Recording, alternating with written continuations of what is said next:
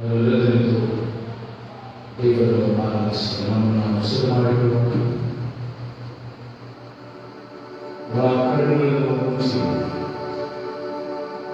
ಮಾತುಗಳನ್ನು ತೋರಿಸಿ ದೇವರ ನಾಮಕ್ಕೆ ಘನವನ್ನು ಮಹಿಮೆಯನ್ನು ಸಲ್ಲಿಸುವರಾಗಿರುವುದು. ದೇವರು ನೀತಿವಂತರು, ಸತ್ಯದ ದೇವರು, ಆತನ ಪರಿಶುದ್ಧವನ್ನು ಮಾಡಿದ್ದಾನೆ. ಆತನ ಪರಿಶುದ್ಧತೆಗೆ ಅನುಸಾರವಾಗಿ, ಆತನ ನೀತಿಗೆ ಅನುಸಾರವಾಗಿ ನಾವು ಸ್ತುತಿಸೋಣ. ಆತನ ನಾಮಕ್ಕೆ ಘನವನ್ನು ಮಹಿಮೆಯನ್ನು ಮನಪೂರ್ವಕವಾಗಿ ಹೃದಯಾರ್ಥವಾಗಿ ನಾವು ದೇವರನ್ನು ಸ್ತುತಿಸಿ ಆತನನ್ನು ಕೊಂಡಾಡೋಣ. ಬಂದಿರುವಂಥ ಈ ಸಮಯದಲ್ಲಿ ನಮ್ಮ ಸ್ಥಿತಿಗಳನ್ನು, ನಾವು ಹಾದು ಹೋಗಿರತಕ್ಕಂಥ ಪ್ರತಿಯೊಂದು ಪರಿಸ್ಥಿತಿಗಳನ್ನು ಬದಿಗಿಟ್ಟು ದೇವರನ್ನು ಮಾತ್ರವೇ ನೆನೆಸೋಣ. ದೇವರನ್ನು ಮಾತ್ರವೇ ಸ್ಮರಿಸೋಣ. ದೇವರಿಗೆ ಅನುಗ್ರಹಿಸುವಂತಹ ಆಶೀರ್ವಾದಗಳಿಗೆ ನಾವು ಪಾತ್ರರಾಗೋಣ. ದೇವರ ಮಕ್ಕಳು, ದೇವರ ಭಕ್ತವಾಗಿರುವ ನಾವು ಆತನ ಘನಕ್ಕಾಗಿ, ಆತನ ಮಹಿಮೆಗಾಗಿ ಜೀವಿಸುವವರಾಗಿರಬೇಕು. ದೈವಿಕ ಜ್ಞಾನದಲ್ಲಿ, ದೈವಿಕ ಕ್ರಮದಲ್ಲಿ ನಾವು ನೆಲೆಗೊಳ್ಳುವುದು, ದೇವರ ಸಹವಾಸದಲ್ಲಿ ನಾವು ಯಾವಾಗಲೂ ವಿರಕ್ತರಾಗಿರುವುದು ಅನುಭವಿಸುವುದು. ಆತನ ವಾಕ್ಯವನ್ನು ಸೇವಿಸುವ, ಆತನನ್ನು ಸಹ ಸೇವಿಸುವ, ನಮ್ಮ ಜೀವನ ಪರ್ಯಂತ ಕ್ರಿಸ್ತನನ್ನು ಪ್ರತಿನಿಧಿಸುವುದು, ಕ್ರಿಸ್ತನ ಪ್ರತಿಬಿಂಬವಾಗಿ ನಾವು ಸೇವಿಸುವವರಾಗಿರುವುದು. ಯಾರಾದರೂ ನಮ್ಮ ಜೀವನವನ್ನು ರೂಪಿಸಲು, ನಮ್ಮ ಬರುವ ರೀತಿಗಳನ್ನು ಕಲಿಸಲು, ದೇವರೊಬ್ಬರೇ ನಮಗೆ ಆಶ್ರಯ ಕೊಟ್ಟು ದೇವರು ನಮಗೆ ಆಧಾರವಾಗಿದ್ದಾರೆ. ಯಾರಾದರೂ ಮುಖಾಂತರ ದೇವರಿಗೆ ಘನವು ಮಾಡಲು ಅನ್ವಯಿಸಲು ಮಯಾದನೆ ಆರಂಭ ತಂದೆ ಕುಮಾರ ಪವಿತ್ರಾತ್ಮನ ಏಕದೇವರ ನಾಮದಲ್ಲಿ ಆರಂಭವಾಗಿದೆ. ಆಮೆನ್. ಕಳೆದ ಸಂಗೀತದಲ್ಲಿ 8ನೇ ಸಂಗೀತವನ್ನು ಮಾಡೋಣ. ಸಂಗೀತಗಳಲ್ಲಿ 8ನೇ ಸಂಗೀತ ಭೂಲೋಕದವರೆಗೂ ಸಮಸ್ತವೂ ಸೇರಿ ಪಿತಾಪುತ್ರರನ್ನು ನೆರಳಿ ಅನಂತ ಸ್ತೋತ್ರ. 8ನೇ ಸಂಗೀತವನ್ನು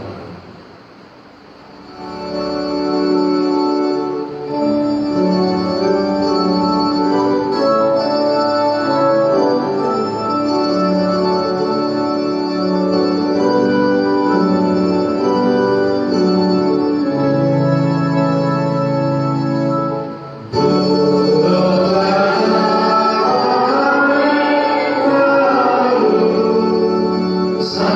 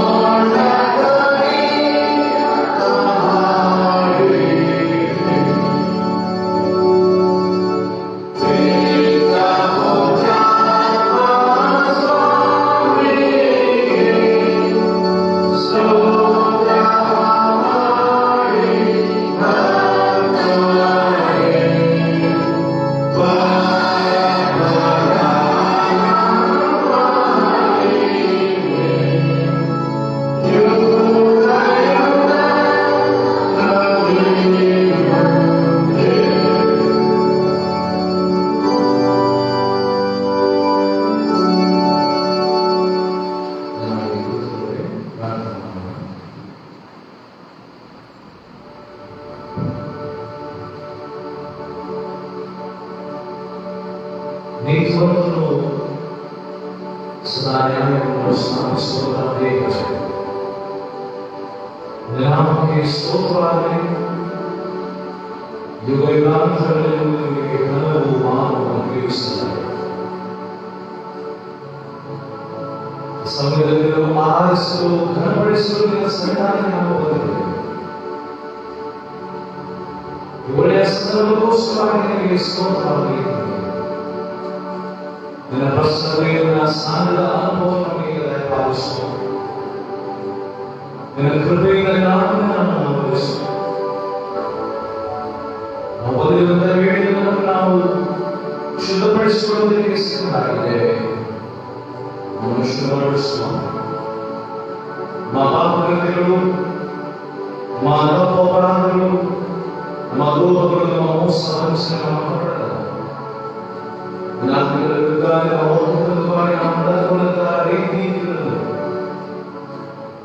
ವಂಚನೆಗಳನ್ನು ಅನುಸಾರವಾಗಿ ನಮ್ಮನ್ನು ಕ್ಷಮಿಸುವುದಾಗಿ ಪ್ರಾರ್ಥಿಸುತ್ತೇವೆ. ಶುದ್ಧೀಕರಣ ಮಾಡಿ ನಾವು ಪಾಪಾತ್ಮಕ ಸ್ವಭಾವವುಳ್ಳವರಾಗಿ ಜೀವಿಸುತ್ತೇವೆ. ನೀತಿವಂತರು, ಸತ್ಯಪರರು, ನ್ಯಾಯವುಳ್ಳವರಾಗಿರುವುದು ನಿಮೆಚ್ಚುವಂತಹ ಪವಿತ್ರರಾಗಿ ನಾವು ಜೀವಿಸುತ್ತೇವೆ. ಮೊದಲನೇ ಬಾಳಲ್ಲಿ ಯೋಜನೆಯಾಗಿದ್ದು ನಮಗೆ ಅನುಗ್ರಹಿಸಿದ ಆರೋಗ್ಯ, ಸಮಾಧಾನ, ಸಂತೋಷ, ನೆಮ್ಮದಿ ನಿನ್ನ ನಡೆಸುವಿಕೆಗೋಸ್ಕರವಾಗಿ ಸ್ತೋತ್ರವಾಗಲಿ. ನಿನ್ನ ಕೃಪೆಯನ್ನು ನಡೆಸುವುದಾಗಿ ನಮ್ಮ ಪ್ರಾರ್ಥನೆ ವಿಜ್ಞಾಪನೆಗಳನ್ನು ಕೇಳಿ ಸಂತೋಷವನ್ನು ಕೊಟ್ಟಿದ್ದೀವಿ. ಅದಕ್ಕೆ ಸಂದರ್ಭದಲ್ಲಿ ನಮ್ಮ ಕೈಗಳನ್ನು ಮೇಲೆತ್ತಿ ನಮಗೆ ಬದಲಿದಂತ ಎಲ್ಲ ಸಮಸ್ಯೆಗಳಿಂದ ಪಾರು ಮಾಡಿ ನಿನ್ನ ಅಪರಿಮಿತವಾದಂತಹ ಪ್ರೀತಿ ಮತ್ತು ವಾತ್ಸಲ್ಯದ ಮೂಲಕವಾಗಿ ನಾವು ಆವರಿಸುತ್ತೇವೆ. ನಿನ್ನ ಕೃಪೆಯು, ನಿನ್ನ ದಯೆಯು ನಮ್ಮ ಹೃದಯದಲ್ಲಿ ಹಿಡಿದುಕೊಂಡದ್ದರಿಂದ ನಿನಗೆ ಸ್ತೋತ್ರವಾಗಲಿ. ದಯದಿಂದ ಮರಳಿಯಲ್ಲಿ ಕಳೆದ ದಿವಸಗಳಲ್ಲಿ ನಮಗೆ ವಿಷಯಗಳನ್ನು ಸಂಗ್ರಹಣೆ ಮಾಡಿದ್ದು ನಮ್ಮನ್ನು ಪೋಷಿಸಿ ಸಾಕಿದ್ದಿ, ಸಲಹಿದ್ದಿ. ನಾಮಕ್ಕೆ ಅನಂತ ಉಪಕಾರಗಳನ್ನು ಯಾರನ್ನು ಸಹ ನಾವು ನಡೆಯಬೇಕಾದ ರೀತಿಗಳನ್ನು ವಾಕ್ಯದ ಮೂಲಕವಾಗಿ ನಮಗೆ ತಿಳಿಯಪಡಿಸಿ ವಾಕ್ಯದಲ್ಲಿ ನಾವು ನೆರವೇರಿದ್ದು ಸಾಕ್ಷಿಗಳಾಗಿ ಜೀವಿಸುವ ಹಾಗೆ ಕಲವು ಮಾನವನಿಗೆ ಒಬ್ಬನಿಗೆ ಮಾತ್ರವೇ ಸುಲಭವಾಗಿದೆ. ಯೇಸು ಕ್ರಿಸ್ತನ ನಾಮದಲ್ಲಿ ಈ ಪ್ರಾರ್ಥನೆಯನ್ನು ಬೇಡುತ್ತೇವೆ. ಆಮೆನ್. ಇದಕ್ಕೆ ವಾದದಲ್ಲಿ ಮಾತನಾಡಿಸೋಣ.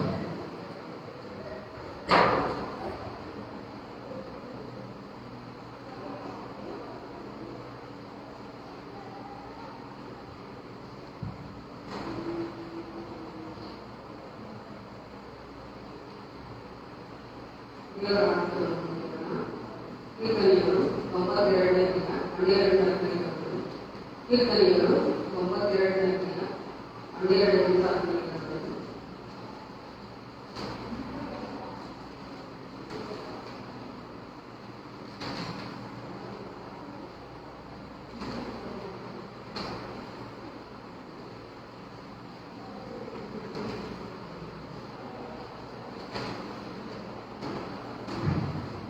ನೀತಿವಂತರು ಖರ್ಜೂರದ ಮರದಂತೆ ಬೆಳೆಯುವರು.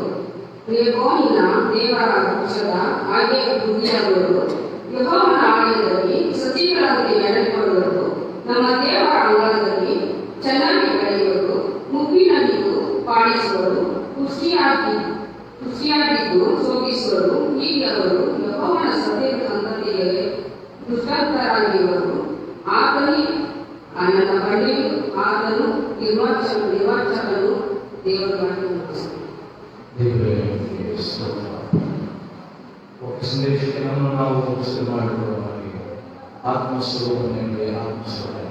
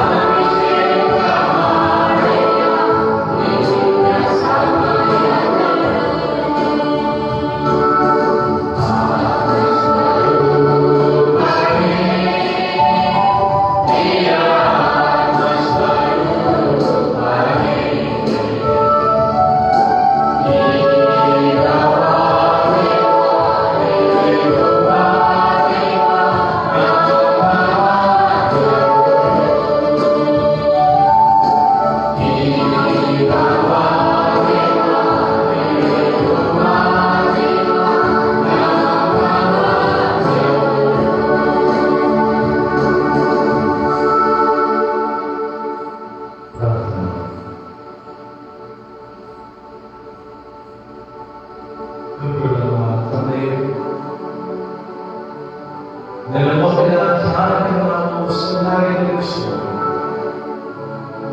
ನಿನ್ನ ಆತ್ಮನ ವರವನ್ನು ನಮಗೀಗ ದಯಪಾಲಿಸುವುದು.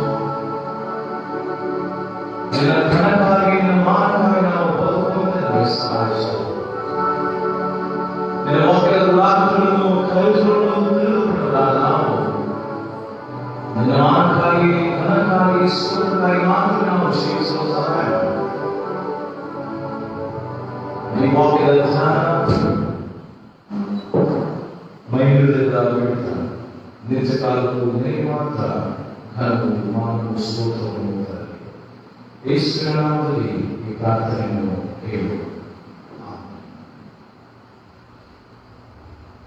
ಕ್ರಿಸ್ತನ ಪರಿಶುದ್ಧ ನಾಮದಲ್ಲಿ ನನಗೂ ಶುಭವು ಕೃಪೆಯೊಂದಿಗೆ ಸಂಜೆಯ ವಂದನೆಗಳನ್ನು ತಿಳಿಸುತ್ತಾರೆ.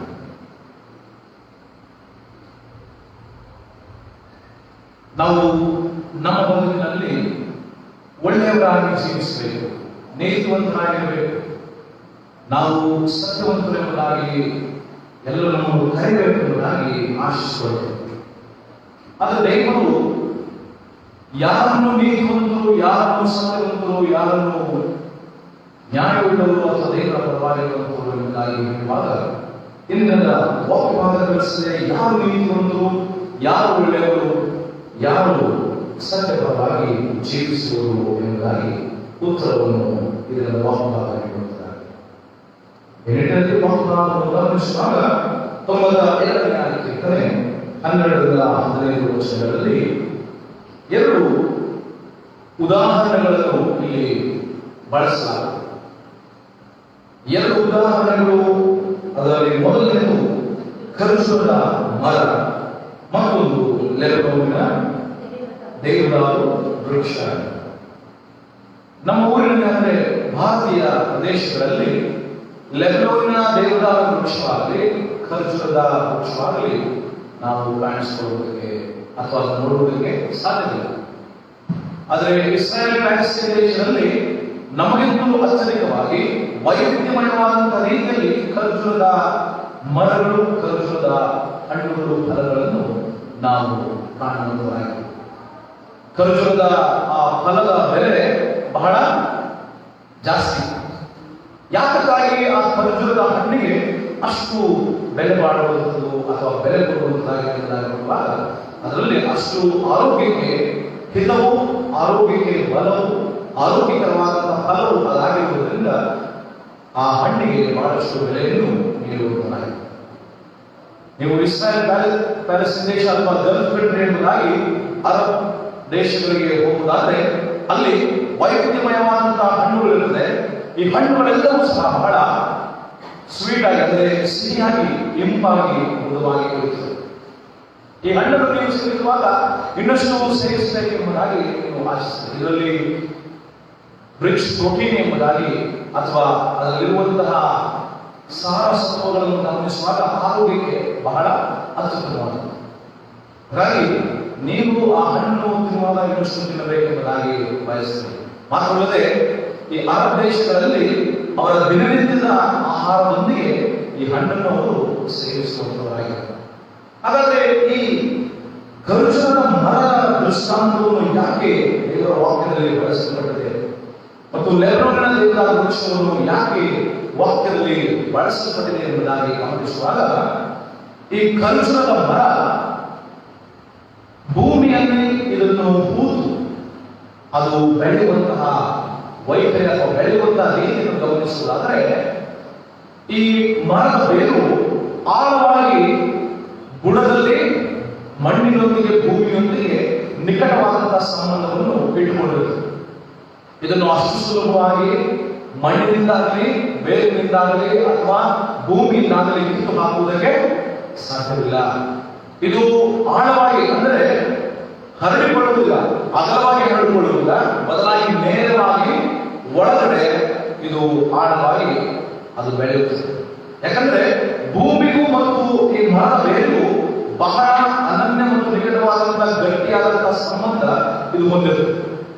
ಅಂತಹ ಬಾಂಧವ್ಯ ಭೂಮಿಗೂ, ಭೂಮಿಯ ಮಣ್ಣಿಗೂ ಮತ್ತು ಈ ಮರದ ಬೇರಿಗೂ ಇರುವುದರಿಂದ ಇದು ಬಹಳ ಬಲವುಳ್ಳದ್ದಾಗಿ, ಪ್ರಬಲವಾಗಿ ಇದು ಭೂಮಿಯೊಳಗೆ ಅಂಟಿಕೊಂಡು ಹೊರಗೆ ಬರುವಾಗ ಬಹಳ ಸುಂದರವಾದಂತಹ ರೀತಿಯಲ್ಲಿ ಸಿಹಿಯಾದಂತಹ ಮೃದುವಾಗಿರುವಂತಹ ಆರೋಗ್ಯಕರವಾದಂತಹ ಹಣ್ಣಾಗಿ ಫಲವಾಗಿ ಹೊರಗೆ ಬರುತ್ತಾರೆ.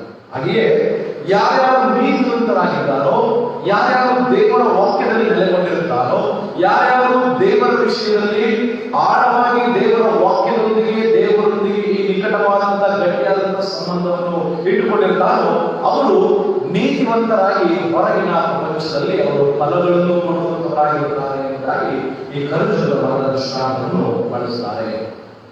ಈ ಖರ್ಜೂರದ ಮರವನ್ನು, ಈ ಖರ್ಜೂರದ ಹಣ್ಣನ್ನು ಜ್ಞಾನಕ್ಕೆ ಹೋಲಿಕೆ ಮಾಡುತ್ತದೆ. ಯಾಕಾಗಿ ಜ್ಞಾನಕ್ಕೆ ಹೋಲಿಕೆ ಮಾಡುವುದಂದ್ರೆ, ದೈವಿಕ ಜ್ಞಾನ ಯಾರಲ್ಲಿ ಇರುತ್ತದೆ, ದೈವಿಕ ತಿಳುವಳಿಕೆ ಯಾವ ಮನುಷ್ಯನಲ್ಲಿ ಇರುತ್ತದೆ, ಅವರು ಯಾವಾಗಲೂ ನೀತಿವಂತರಾಗಿ, ಒಳ್ಳೆಯವರಾಗಿ, ಸತ್ಯವಂತರಾಗಿ, ದೇವರಿಗೆ ಮೆಚ್ಚುಗೆಯನ್ನು ತರುವಂತಹ ಫಲಗಳನ್ನು ಕೊಡುವಂತಹ ಮಕ್ಕಳಾಗಿ ಯಾವಾಗಲೂ ಅವರು ಜೀವಿಸುತ್ತಾರೆ ಎಂಬುದಕ್ಕಾಗಿ ಇದರ ಉದಾಹರಣೆಯನ್ನು ಕೊಡುವಂತವರಾಗಿದ್ದಾರೆ.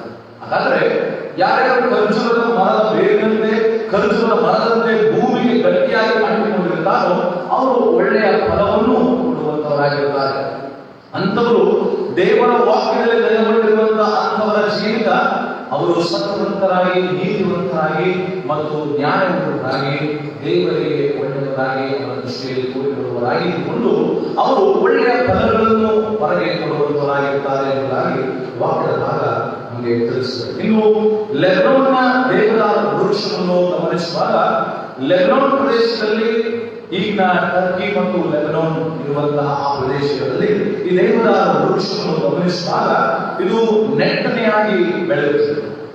ಅಂಕುಡೊಂಕಾಗಿ ಬೆಳೆಯುವುದಿಲ್ಲ, ಇದು ನೆಟ್ಟಗೆ ಬೆಳೆಯುವಂತಹ ಬಹಳ ಉದ್ದವಾಗಿ ಬೆಳೆಯುವಂತಾಗಿರುತ್ತದೆ. ನೋಡುವುದಕ್ಕೆ ಬಹಳ ಸುಂದರವಾಗಿ, ರಮಣೀಯವಾಗಿ ಇರುವಂತಹ ವೃಕ್ಷ. ಈ ಮರವನ್ನು ಅನೇಕ ವ್ಯಕ್ತಿಗಳು, ಅಂದರೆ ಮುಖ್ಯವಾಗಿ ಹಣವುಳ್ಳವರು, ಶ್ರೀಮಂತರು ಇದನ್ನು ಬಳಸಿಕೊಳ್ಳುತ್ತಾರೆ ತಮ್ಮ ಮನೆಗಳಲ್ಲಿ, ಅಥವಾ ಪ್ರಮುಖವಾಗಿ ದೇವಾಲಯಗಳ ಕಟ್ಟಡದ ಸಂದರ್ಭದಲ್ಲಿ ಈ ವೃಕ್ಷವನ್ನು ಬೆಳೆಸಿ ಇದರ ವೈಭವವನ್ನು ತೋರ್ಪಡಿಸುವಂತವರಾಗಿರ್ತಾರೆ. ಹಾಗಾದರೆ ಇದನ್ನು ಹೊಂದಿಕೊಳ್ಳುವವರು, ಇದನ್ನು ಪಡೆದುಕೊಳ್ಳುವವರು, ಇದರಂತೆ ಯಾರು ದೇವರ ವಾಕ್ಯದಲ್ಲಿ ದೇವರ ವೃಕ್ಷದಂತೆ ನೆಟ್ಟಗೆ ಜೀವಿಸಲಾದರೆ ಅಂಕುಡೊಂಕಾಗಿ ಯಾರು ಬೆಳೆಯುವುದಿಲ್ಲ. ಅಂಕುಡೊಂಕು ಎನ್ನುವಂಥದ್ದು ದೇವರ ವಾಕ್ಯವನ್ನು ಬಿಟ್ಟು ಬೇರೊಂದು ಮಾರ್ಗದಲ್ಲಿ ಜೀವಿಸುವವರು ಅದು ಅಂಕುಡೊಂಕಾಗಿ ಜೀವಿಸುವಂತವರಾಗಿರುತ್ತಾರೆ. ದೇವರ ವೃಕ್ಷದಂತೆ ನಾವು ನೆಟ್ಟಗೆ ನಾವು ಜೀವಿಸುವಂತವರು ಆಗಿರಬೇಕೆಂಬುದಾಗಿ ಹೇಳುವುದಾದರೆ, ದೇವರ ವಾಕ್ಯದಲ್ಲಿ ನೆಲೆಗೊಂಡಿರುವಂತಹ, ದೇವರ ಸಹವಾಸದಲ್ಲಿ ನಿರತರಾಗಿರುವಂತಹ, ದೇವರೊಂದಿಗೆ ಉತ್ತಮವಾದಂತಹ ಬಾಂಧವ್ಯವನ್ನು, ಸಂಬಂಧವನ್ನು ಹೊಂದಿದಂತಹ ಪ್ರತಿಯೊಬ್ಬ ಭಕ್ತರು ದೇವರ ವಾಕ್ಯವನ್ನು ಬಿಟ್ಟು ಜೀವಿಸುವುದಿಲ್ಲ. ದೇವರ ವಾಕ್ಯದಂತೆ ನೇರವಾಗಿ, ದಿಟ್ಟವಾಗಿ ಅವರು ಮಾತನಾಡುವರು, ಅವರ ವರ್ತನೆಗಳು, ಅವರ ಸ್ವಭಾವಗಳು ಹಾಗೆ ಇರುತ್ತವೆ ಎಂಬುದಾಗಿ ದೇವರ ವಾಕ್ಯ ಹೇಳುತ್ತದೆ. ಹಾಗಾಗಿ ಅವರು ದೇವರ ವೃಕ್ಷದಂತೆ ವೃದ್ಧಿಯಾಗದಂತೆ ಅವರಿಗೆ ವೃದ್ಧಿಯಾಗಿ ಅವರ ಬೆಲೆ, ಅವರ ಘನತೆ, ಅವರ ಗೌರವ ಹೆಚ್ಚಾಗ್ತಲೇ ಹೋಗುತ್ತದೆ ವಿನಃ ಅಂಕುಡೊಂಕಾಗಿ ಇರುವಂತಹ ಮರಕ್ಕೆ ಇರುವಂತಹ ಬೆಲೆಯಷ್ಟು ಅವರ ಜೀವಿತ ಇರುವುದಿಲ್ಲ. ಬದಲಾಗಿ ನೆಟ್ಟನೆಯ ಮರವನ್ನು ಬೇಗನೆ ಕಡಿದು ಅದರ ವೈಭವವನ್ನು, ಅದರ ಸೌಂದರ್ಯವನ್ನು ಹೆಚ್ಚಾದಂತಹ ಘನತೆ, ಹೆಚ್ಚಾದಂತಹ ಬೆಲೆಗೆ, ಹೆಚ್ಚಾದಂತಹ ಗೌರವಕ್ಕೆ ಅದನ್ನು ಪಾತ್ರನಾಗಿಸಿದಂತೆ ನನ್ನ ನಿಮ್ಮೆಲ್ಲರ ಜೀವಿತ ದೇವರ ವಾಕ್ಯದಲ್ಲಿ ನೆಲೆಗೊಂಡಿದ್ದು, ದೇವರ ವಾಕ್ಯದ ಪ್ರಕಾರ ನಾವು ಸಹ ನೆಟ್ಟಗೆ ದೇವರ ಮಾರ್ಗದಲ್ಲಿ ಜೀವಿಸುವಾಗ ನಾವು, ನಮ್ಮ ಜೀವಿತವು ಬೆಲೆಯುಳ್ಳದಾಗಿರುತ್ತದೆ, ಘನವುಳ್ಳದಾಗಿರುತ್ತದೆ. ನಮಗೆ ಮಾನ ಗೌರವಗಳು ಈ ಲೋಕದಲ್ಲಿ ಹೆಚ್ಚಾಗಿ ನಮಗೆ ಸಿಗುವಂತವುಗಳಾಗಿರುತ್ತವೆ ಎಂಬುದಾಗಿ ವಾಕ್ಯವಾಗಿ ಹೇಳುತ್ತದೆ. ಹಾಗಾಗಿ ಖರ್ಜೂರದ ಮರದಂತೆ ಬೆಳೆಯುವಂತಹ ನನ್ನ ನಿಮ್ಮೆಲ್ಲರ ಆಧ್ಯಾತ್ಮಿಕ ಜೀವಿತ, ಲೆಬನೋನ್ನ ದೇವದಾರ ವೃಕ್ಷದಂತೆ ನನ್ನ ನಿಮ್ಮೆಲ್ಲರ ಆಧ್ಯಾತ್ಮಿಕ ಜೀವಿತ ಯೇಸು ಕ್ರಿಸ್ತನಲ್ಲಿ ನೆಲೆಗೊಂಡಿದ್ದು, ಯೇಸು ಕ್ರಿಸ್ತನ ವಾಕ್ಯದಲ್ಲಿ ನೆಲೆಗೊಂಡಿದ್ದು, ಯೇಸು ಕ್ರಿಸ್ತನಂತೆ ನಾವು ಒಳ್ಳೆಯ ಫಲಗಳನ್ನು ಕೊಡುತ್ತಾ ಹೋದಾಗ ನಾವು ದೇವರ ವಾಕ್ಯದಲ್ಲಿ ವೃದ್ಧಿಯಾಗುತ್ತೇವೆ. ಇಹಲೋಕದ ಜೀವನದಲ್ಲಿ ನಾವು ವೃದ್ಧಿಯಾಗುತ್ತೇವೆ ಮತ್ತು ಪರಲೋಕದಲ್ಲಿಯೂ ಸಹ ನಾವು ಸೇರುವುದಕ್ಕೆ ದೇವರು ನಮ್ಮನ್ನು ವೃದ್ಧಿಸ್ತಾನೆ, ನಮ್ಮನ್ನು ಅಭಿವೃದ್ಧಿಪಡಿಸ್ತಾನೆ. ನಾವಿನ್ನೂ ಆತ್ಮನ ವರಗಳನ್ನು ಹೊಂದಿದವರಾಗಿ, ಆತ್ಮೀಯ ಜೀವಿತದಲ್ಲಿ ಹೆಚ್ಚಾಗಿ ಕಲಿಯಲಾಗಿ ನಾವು ಆತ್ಮನ ಫಲಗಳ ಮೂಲಕವಾಗಿ ನಾವು ಜೀವಿಸುವವರಾಗಿದ್ದೇವೆ. ಹಾಗಾಗಿ ಯೇಸು ಸ್ವಾಮಿ ಹೇಳ್ತಾನೆ, ಯೋಹಾನನ ಸುವಾರ್ತೆ 15ನೇ ಅಧ್ಯಾಯ 7ನೇ ವಚನದಲ್ಲಿ ಹೇಳುವಂತಹ ಮಾತು, ಯೋಹಾನ 15:7 ಮಾತು ಏನಂದರೆ, ನೀವು ನನ್ನಲ್ಲಿಯೂ ನನ್ನ ವಾಕ್ಯಗಳು ನಿಮ್ಮಲ್ಲಿಯೂ ನೆಲೆಗೊಂಡಿದ್ದರೆ ಏನು ಬೇಕಾದರೂ ಬೇಡಿಕೊಳ್ಳಿರಿ, ಅದು ನಿಮಗೆ ದೊರೆಯುವುದು. ನೀವು ಬಹಳ ಫಲ ಕೊಡುವುದರಿಂದಲೇ ನನ್ನ ತಂದೆಗೆ ಮಹಿಮೆ ಉಂಟಾಗುವುದು. ನಾವು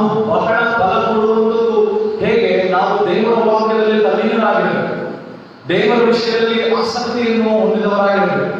ದೇವರಿಗೆ ನಾವು ಯಾವಾಗಲೂ ಆ ಮುಂದೆ ನಮ್ಮ ಬಾಂಧವ್ಯವನ್ನು ಬೆಳೆಸಿಕೊಳ್ಳುವುದಕ್ಕೆ ಆಗಿರಬೇಕು. ನಾವು ಇಹಲೋಕದ ಬಾಂಧವ್ಯವನ್ನು ನಾವು ತ್ಯಜಿಸಬೇಕು, ಇಹಲೋಕದಲ್ಲಿರುವಂತಹ ಸಂಗತಿಗಳನ್ನು ನಾವು ತ್ಯಜಿಸಬೇಕು ಎಂಬುದಾಗಿ ವಾಕ್ಯ ಹೇಳಿದೆ. ನಾವು ದೇವರ ವಾಕ್ಯದಲ್ಲಿ ನೆಲೆಗೊಂಡಿರುವಾಗ ನಾವು ಫಲಗಳನ್ನು ಕೊಡುತ್ತೇವೆ. ದೇವರೊಂದಿಗೆ ನಮ್ಮ ಸಂಬಂಧ, ನಮ್ಮ ಬಾಂಧವ್ಯ ಗಟ್ಟಿಯಾಗಿರುವಾಗ, ಆಳವಾಗಿ ಬೇರಿರುವಾಗ ನಾವು ಫಲಗಳನ್ನು ಬಹಳ ಬೆಲೆಯುಳ್ಳದಾಗಿ ಕೊಡುತ್ತೇವೆ. ನಮ್ಮ ಫಲಗಳಿಂದ ದೇವರ ನಾಮಕ್ಕೆ ಮಹಿಮೆಯನ್ನು, ದೇವರ ನಾಮಕ್ಕೆ ಘನತೆಯು ಉಂಟಾಗುವುದಕ್ಕೆ ನಾವು ಯಾವಾಗಲೂ ಜೀವಿಸುವವರಾಗಿರಬೇಕು. ಅಂತಹ ವ್ಯಕ್ತಿಗಳು ದೇವರ ವಾಕ್ಯ 92ನೇ ಕೀರ್ತನೆ 13ನೇ ವಚನ ಹೇಳುತ್ತದೆ, ಯೆಹೋವನ ಆಲಯದಲ್ಲಿ ಸಸಿಗಳಂತೆ ನೆಲೆಪಟ್ಟವರು ನಮ್ಮ ದೇವರ ಅಂಗಳದಲ್ಲಿ ಚೆನ್ನಾಗಿ ಬೆಳೆಯುವರು ಎಂಬುದಾಗಿ. ಯಾಕಂದ್ರೆ ಬೆಳೆಸುವಂತ ತೋಟಗಾರ ನಾವಲ್ಲ, ಬೆಳೆಸುವ ತೋಟಗಾರ ದೇವರು ತಾನೇ ಆಗಿದ್ದಾನೆ. ದೇವರ ಆಲಯದಲ್ಲಿ ಕಳೆಯುವಂತಹ ಆ ದಿನಗಳು ಎಷ್ಟೋ ಬೇರೆ ಸಹಸ್ರ ದಿನಗಳಿಂದ ಉತ್ತಮವಾಗಿದೆ ಎಂಬುದಾಗಿ ಭಕ್ತನಾದ ದಾವೀದನು ಹೇಳ್ತಾನೆ. ದುಷ್ಟನ ಸಹವಾಸಕ್ಕಿಂತ ಕರ್ತನ ಗುಡಾರವನ್ನು ಕಾಯ್ದುಕೊಂಡಿರುವುದೇ ಲೇಸು ಎಂಬುದಾಗಿ ದೇವರ ವಾಕ್ಯ ಹೇಳ್ತಾರೆ. ಹಾಗಾದ್ರೆ ಇಹಲೋಕದ ಬಾಂಧವ್ಯಕ್ಕಿಂತ, ನಮಗೆ ಇಹಲೋಕದಲ್ಲಿರುವಂತಹ ಆಚಾರ ವಿಚಾರಗಳಿಗಿಂತ ನಾವು ದೇವರ ವಾಕ್ಯವನ್ನು ಧ್ಯಾನಿಸುವಂತ, ದೇವರ ವಾಕ್ಯದಲ್ಲಿ ತಲ್ಲೀನರಾಗಿರುವಂತ, ದೇವರ ಸಹವಾಸದಲ್ಲಿ ನಾವು ನೆಲೆಗೊಂಡಿರುವಂತಹ ಜೀವಿತ ಬಹಳ ಅತ್ಯುತ್ತಮವಾದದ್ದು. ಅಂಥವರು ಯಾವ ಸಂದರ್ಭದಲ್ಲೂ ಸಹ ಫಲ ಕೊಡುತ್ತಾರೆ. ಫಲ ಕೊಡದಂತಹ ಕಾಲದಲ್ಲೂ ಸಹ ಫಲ ಕೊಡುವವರಾಗಿರುತ್ತಾರೆ. ಕಳೆದ ವಾರದ ಶುಕ್ರವಾರದ ಆರಾಧನೆಯಲ್ಲಿ ನಾವು ಧ್ಯಾನ ಮಾಡಿದಂತೆ ಅಂಜೂರದ ಮರ ಫಲ ಕೊಡಲಾರದಂತಹ ಕಾಲದಲ್ಲಿ ಹೋದಾಗ ಅದು ಏನಾಗಿತ್ತು? ಫಲ ಕೊಡದಂತಹ ಸಂದರ್ಭದಲ್ಲಿ ಯೇಸು ಸ್ವಾಮಿ ಅದು ಫಲ ಕೊಡುವಂತ ರೀತಿಯಲ್ಲಿ ಬೆಳೆದಿದ್ದರಿಂದ ಇನ್ನು ಮುಂದೆ ಅದರಲ್ಲಿ ಯಾವ ರೀತಿಯಾದಂತಹ ಫಲವು ಸಿಕ್ಕದ ಕಾರಣ ಅದು ಬೆಳೆದಿರಲಿ, ಫಲ ಕೊಡದೇ ಇರಲಿ ಎಂಬುದಾಗಿ ಹೇಳಿದಂತೆ ನಾವು ಸಹ ಫಲಗಳನ್ನು ನಮ್ಮ ಜೀವಿತದಲ್ಲಿ ಕೊಡುವವರಾಗಿರಬೇಕು. ಆ ಫಲಗಳನ್ನು ಕೊಡುವಂತವರು ನಾವು ಯಾವಾಗಲೂ ಯೆಹೋವನ ಆಲಯದಲ್ಲಿ ಸಸಿಗಳಂತೆ ನೆಲೆಗೊಂಡು ದೇವರ ಅಂಗಳದಲ್ಲಿ ಚೆನ್ನಾಗಿ ಬೆಳೆಯುವುದಾಗಿ ಹೇಳುವಾಗ, ದೇವರ ವಾಕ್ಯದ ಆ ಮೇವು ಅಥವಾ ಆಹಾರ ಮನ್ನ ಎನ್ನುವಂಥದ್ದನ್ನು ನಾವು ಯಾವಾಗಲೂ ಸೇರಿಸುವವರಾಗಿರಬೇಕು. ಅದನ್ನೇ ಇತರರಿಗೆ ನಾವು ಕೊಡುವಂತವರಾಗಿರಬೇಕು ಎಂಬುದಾಗಿ ಹೇಳಿದೆ. ಅದು ನಮ್ಮ ಎಲುಬುಗಳಿಗೆ, ನಮ್ಮ ಸಾಲುಗಳಿಗೆ, ನಮ್ಮ ದೇಹಕ್ಕೆ ಬಲವು, ಶಕ್ತಿಯು, ಆರೋಗ್ಯವೂ ಆಗಿರುತ್ತದೆ. ದೇವರ ವಾಕ್ಯವೆಂಬ ಮಣ್ಣಿನಲ್ಲಿ ನಾವು ಬೆಳೆಯುವವರಾಗಿರಬೇಕು. ದೇವರ ವಾಕ್ಯವೆಂಬ ಮನ್ನವನ್ನು ನಾವು ಸೇವಿಸುವವರಾಗಿರಬೇಕು. ದೇವರ ವಾಕ್ಯವೆಂಬ ಆ ಬುಡದಲ್ಲಿ ನಾವು ಯಾವಾಗಲೂ ಬೇರೂರಿದವರಾಗಿ, ಆಳವಾಗಿ ನೆಲೆಗೊಂಡವರಾಗಿ ಜೀವಿಸುವಾಗ ನಮ್ಮ ಹೊರಗಿನ ಜೀವಿತ, ನಮ್ಮ ವರ್ತನೆಗಳ ಮೂಲಕ, ನಮ್ಮ ಗುಣಗಳ ಮೂಲಕ, ನಮ್ಮ ಸ್ವಭಾವದ ಮೂಲಕವಾಗಿ ಒಳ್ಳೆಯ ಫಲಗಳನ್ನು ಬರುವಾಗ ದೇವರು ನಮ್ಮನ್ನು ಗುರುತಿಸ್ತಾನೆ, ದೇವರು ನಮ್ಮನ್ನು ಘನಪಡಿಸ್ತಾನೆ, ದೇವರು ನಮ್ಮನ್ನು ಆಶೀರ್ವದಿಸ್ತಾನೆ, ದೇವರು ನಮ್ಮನ್ನು ಅಭಿವೃದ್ಧಿಗೆ, ಬೆಳವಣಿಗೆ, ಏಳಿಗೆಗೆ ತರ್ತಾನೆ. ಮಾತ್ರವಲ್ಲದೆ 14ನೇ ವಚನದಲ್ಲಿ ಹೇಳುವಂತೆ ಮುಪ್ಪಿನಲ್ಲಿ ಅವರು ಫಲಿಸ್ತಾರಂತೆ. ಮುಪ್ಪಿನಲ್ಲಿ ಅವರು ಫಲಿಸ್ತಾರೆ. ಮುಪ್ಪಿನಲ್ಲಿ ಅವರಿಗೆ ಯಾವುದೇ ರೀತಿಯಾದಂತಹ ಬಲಹೀನತೆ, ಕಾಯಿಲೆಗಳು, ರೋಗ ರುಜಿನಗಳಿರುವುದಿಲ್ಲ. ಅವರು ಪುಷ್ಟಿಯಾಗಿದ್ದು ಶೋಭಿಸ್ತಾರೆ. ಅವರು ಮುಪ್ಪಿನ ಪ್ರಾಯದಲ್ಲಿಯೂ ಅವರು ಬಲವುಳ್ಳವರಾಗಿ, ಆರೋಗ್ಯವುಳ್ಳವರಾಗಿ, ಅವರು ಶೋಭಾಯಮಾನವಾದಂತಹ ರೀತಿಗೆ ಅವರನ್ನು ಅಂತಹ ಜೀವನಕ್ಕೆ ದೇವರು ಆತನ ವಾಕ್ಯದಲ್ಲಿ ನೆಲೆಗೊಂಡವರಿಗೆ ಅಂತಹ ಆಶೀರ್ವಾದಕ್ಕೆ ಪಾತ್ರರಾಗಿಸ್ತಾನೆ.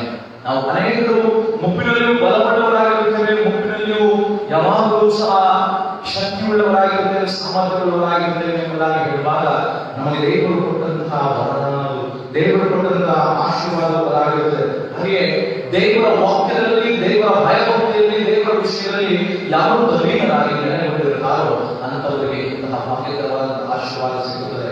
ಅವರ ಪ್ರಯತ್ನಗಳು ಸಫಲವಾಗುತ್ತದೆ, ಅವರ ಕಾರ್ಯಗಳು ಕೈಗೂಡುತ್ತದೆ, ಅವರು ಅಂದುಕೊಳ್ಳುವಂತಹ ಯೋಜನೆಗಳೆಲ್ಲವೂ ಸಹ ಫಲಕಾರಿಯಾಗಿ ನೆರವೇರುವಂತವರಾಗಿರುತ್ತದೆ.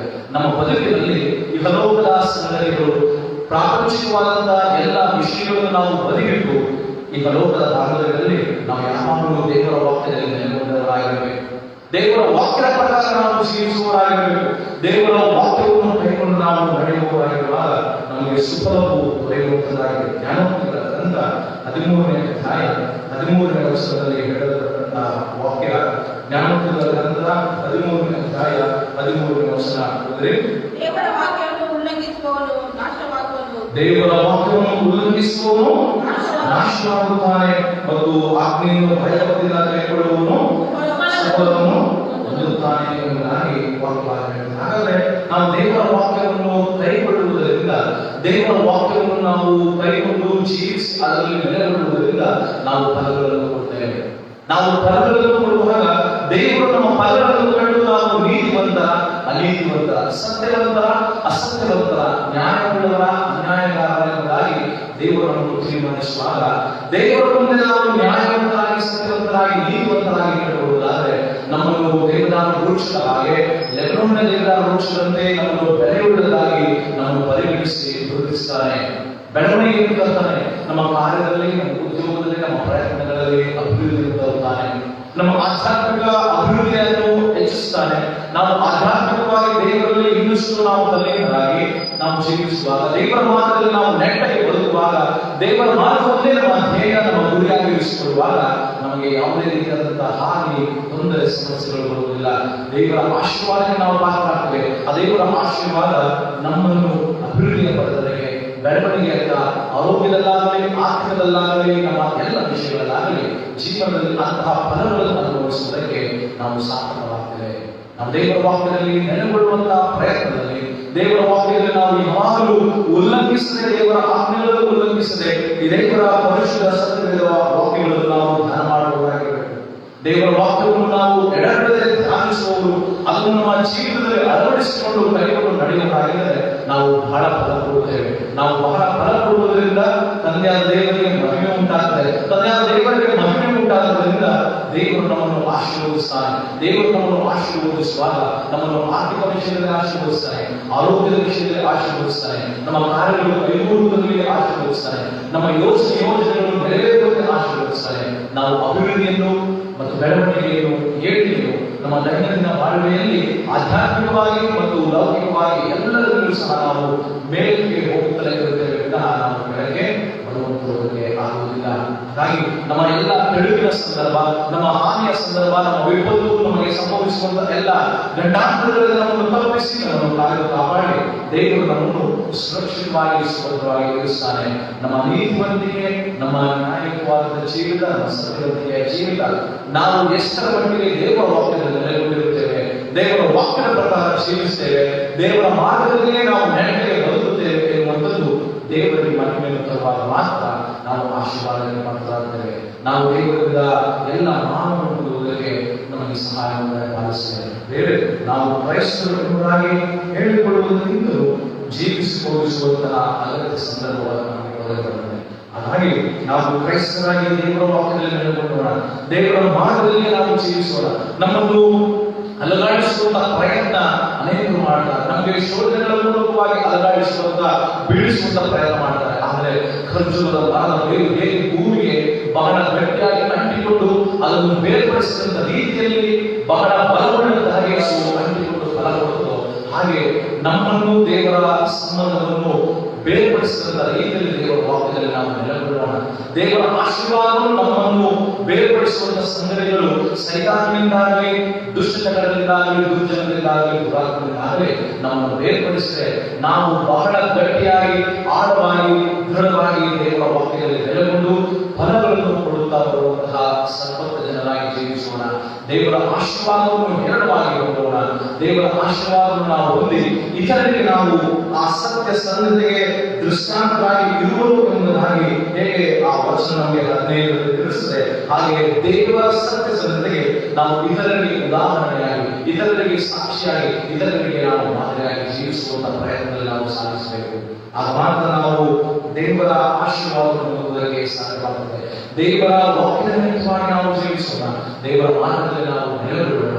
ನಾವು ನೆಲೆಗೊಳ್ಳುವಂತಹ ದೇವರ ವಾಕ್ಯ ನಮ್ಮನ್ನು ವೃದ್ಧಿಸುತ್ತದೆ, ಆಶೀರ್ವದಿಸುತ್ತದೆ. ನಾವು ನೆಲೆಗೊಳ್ಳುವಂತಹ ಲೌಕಿಕ ವಿಷಯಗಳು, ಅದು ಹಣವಿರಲಿ, ಅಧಿಕಾರವಿರಲಿ, ಸ್ಥಾನವಿರಲಿ, ಮಾತ್ರವೇ ಅದೆಲ್ಲವೂ ನಶಿಸಿ ಹೋಗುವಂತ ಯಾವುದೇ ಪದಾರ್ಥಗಳಿಗೆ, ನಶಿಸಿ ಹೋಗುವಂತ ಯಾವುದೇ ವಿಷಯಗಳಿಗೆ, ನಶಿಸಿ ಹೋಗುವಂತ ನಾಶವಾಗುವಂತ ಯಾವುದೇ ಸಂಗತಿಗಳಲ್ಲಿ ನಮ್ಮ ಮನಸ್ಸು ಇರದೆ, ನಮ್ಮ ಜೀವನ ಇರದೆ, ನಮಗೆ ಜೀವವನ್ನು ದಯಪಾಲಿಸುವಂತ, ನಮ್ಮ ಆತ್ಮಗಳನ್ನು ರಕ್ಷಿಸುವಂತ, ನಮ್ಮನ್ನು ಆಶೀರ್ವದಿಸಿ ಮೇಲೆ ತರುವಂತ ದೇವರ ವಾಕ್ಯಕ್ಕೆ ಮಾತ್ರ ನಾವು ನಡೆಯೋಣ. ದೇವರ ಆಜ್ಞೆಗಳಿಗೆ ನಾವು ವಿಧೇಯತೆಯಿಂದ ಕೈಗೊಂಡು ಜೀವಿಸೋಣ. ಆತನ ಆಜ್ಞೆಗಳನ್ನು, ಆತನ ವಾಕ್ಯಗಳನ್ನು ಕೈಗೊಂಡು ನಡೆಯುವಾಗ ನಮಗೆ ಸುಫಲತೆಯು, ಆಶೀರ್ವಾದ ನೆಲೆಗೊಳ್ಳುವುದಾಗಿರುತ್ತದೆ. ಅಂತಹ ಆಶೀರ್ವಾದಕ್ಕೆ ನಾವು ಪಾತ್ರರಾಗುವಂತೆ ದೇವರಾತ್ಮ ನಾನೇ ನಮ್ಮೆಲ್ಲರಿಗೂ ನಿತ್ಯ ಕಾಲಕ್ಕೆ ಆತ್ಮ ಮಹಿಮೆಗಳ ಸೇರಿಸುವುದಕ್ಕೆ ಸಹಾಯ ಮಾಡಿ ಆತ್ಮವನ್ನು ನಡೆಸಲಿ. ಆಮೆನ್. ತಮಿಳಿನ ಕೀರ್ತನೆ ಹಾಡುವಾಗ ನಾವು ತಂದಿರುವಂತಹ ಕಾರ್ಯಕ್ರಮಗಳನ್ನು ದೇವರಿಗೆ ಸಮರ್ಪಣೆ.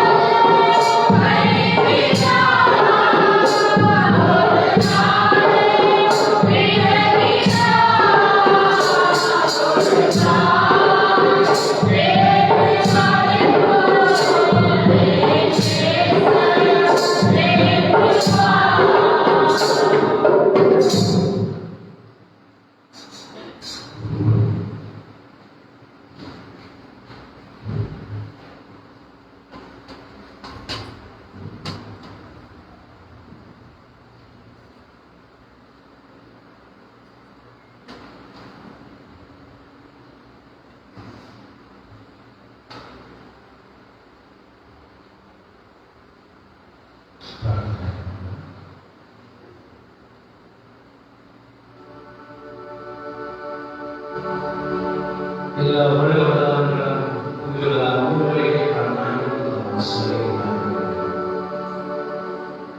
ನಮಗೆ ಅವರಿಂದ ಹೇಳಿ ಬರೀ ನಾವು ನೀವು ಕೊಟ್ಟಂತ ಐಶ್ವರ್ಯದಲ್ಲಿ ಅದ್ಭುತವಾಗಿ ಸನ್ನಿಧಾನದಲ್ಲಿ ಸ್ವೀಕರಿಸುವ ಮಾಡಿ ಸಭೆಯ ಅಭಿವೃದ್ಧಿಗೋಸ್ಕರವಾಗಿ ಉಪಯೋಗಿಸಿಕೊಳ್ಳಲಿಕ್ಕೆ ಸಹಾಯಿಸು. ಸಂತೋಷವಾಗಿ ವಾತ್ಸಲ್ಯಕ್ಕಾಗಿ ಸನ್ನಿಧಾನದಲ್ಲಿ ನಾವು ಉಲ್ಲಂಘಿಸುವವರಿಗೆ ಸಹಾಯಿಸು. ನಿರಾತ್ಮವಾಗಿ ಪ್ರೇರೇಪಣೆ ಕೇಳಿದಂತಹ ವಾಕ್ಯದ ಹಿನ್ನೆಲೆ ಕರ್ತನ ಮನವು ಹೇಗೆ ಭೂಮಿಯಲ್ಲಿ ಆಳವಾಗಿ ಗಟ್ಟಿಯಾಗಿ ಭೂಮಿಯಲ್ಲಿ ಬೆಳೆದಿರುತ್ತೋ ಹಾಗೆ ನನ್ನ ವಾಕ್ಯದಲ್ಲಿ ನಿನ್ನ ಸಹವಾಸದಲ್ಲಿ ನಾವು ಆಳವಾಗಿ ಬೆಳೆಯುವುದಕ್ಕಾಗಿ ಅನೇಕ ಪದಗಳನ್ನು ನಿನ್ನ ನಾಮದ ಮಹಿಮೆಗಾಗಿ ಹಣೆಯಾಗಿ ಸೇರಿಸಲು ಸಹಾಯ ಮಾಡಿ.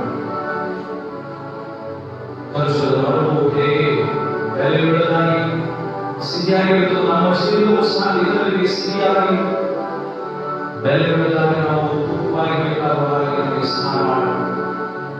ಹೇಗೆ ಜ್ಞಾನಕ್ಕೆ ಸಿಲುಬು ಹೋಲಿಕೆಯಾಗಿದ್ದೆವು, ನಿನ್ನ ದೈಹಿಕ ಜ್ಞಾನದಲ್ಲಿ ತಿಳುವಳಿಕೆ ನಾವು ಯಾವಾಗಲೂ ಆಳವಾಗಿ ಹೇಳುವುದಿಲ್ಲ.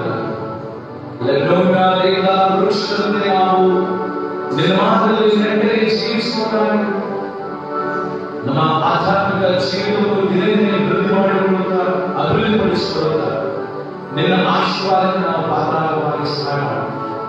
ನಿನ್ನ ಸಹವಾಸ, ನಿನ್ನ ಸತ್ಸಂಬಂಧದಲ್ಲಿ ನಾವು ಯಾವಾಗಲೂ ನೆಲೆಗೊಂಡಿದ್ದು ನಿನ್ನೊಂದಿಗೆ ನಮ್ಮ ಜೀವಿತ ಇದರಲ್ಲಿ ಸಾಕ್ಷಿಯಾಗಿ ಮಾದರಿಯಾಗಿ ಉದಾಹರಣೆಯಾಗಿ ಹೇಳಲ್ಪಡುವುದಕ್ಕೂ ತೋರಿಸಲ್ಪಡುವುದಕ್ಕೆ ರೂಪದಲ್ಲಿ ನಾವು ಜೀವಿಸಲು ನಮಗೆ ಸಹಾಯ ಮಾಡುವ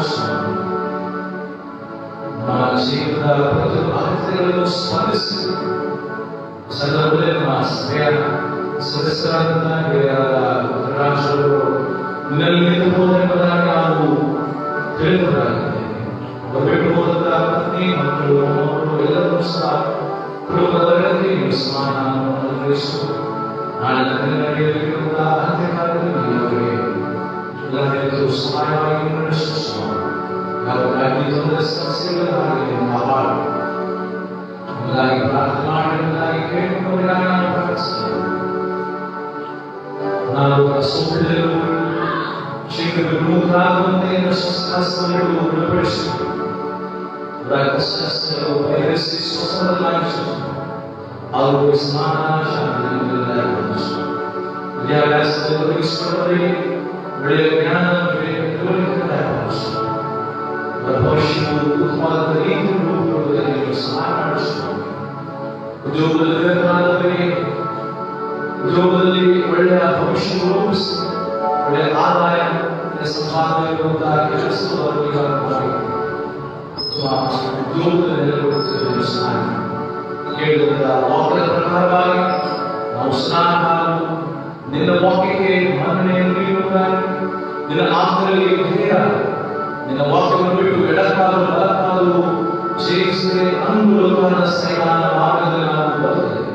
ನಿನಗೆ ಸಾಕ್ಷಿಗಳಾಗಿ ನಿನಗೆ ಮಹಿಮೆತರವಾಗಿ ಯಾವಾಗಲೂ ಜೀವಿಸುವುದಕ್ಕೆ ನಮಗೆ ಸಹಾಯವನ್ನು ಅನುಗ್ರಹಿಸಿ ಆಶೀರ್ವದಿಸಿ ಬಲಪಡಿಸಿ ನಡೆಸುವುದಾಗಿ ಯೇಸುವಿನ ನಾಮದಲ್ಲಿ ಈ ಪ್ರಾರ್ಥನೆಯನ್ನು ಬೇಡುವುದಾಗಿದ್ದೇವೆ. ಆಮೆನ್.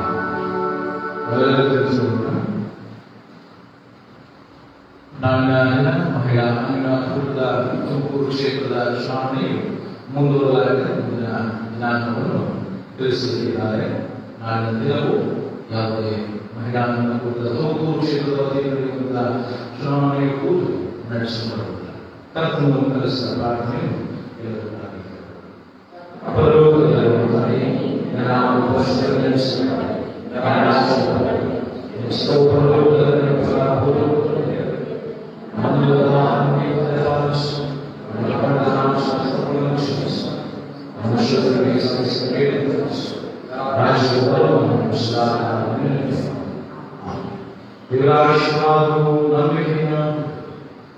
ನಮ್ಮ ಕರ್ತನಾದ ಯೇಸು ಕ್ರಿಸ್ತನ ಕೃಪೆ, ದೇವರ ಪ್ರೀತಿ, ಪವಿತ್ರಾತ್ಮನ ಅನ್ಯೋನ್ಯ ಐಕ್ಯದ ಸಹವಾಸ ಈಗಲೂ ಯಾವಾಗಲೂ ಮೆಲ್ಲರಿಸಿ ನಡೆಯುತ್ತಾ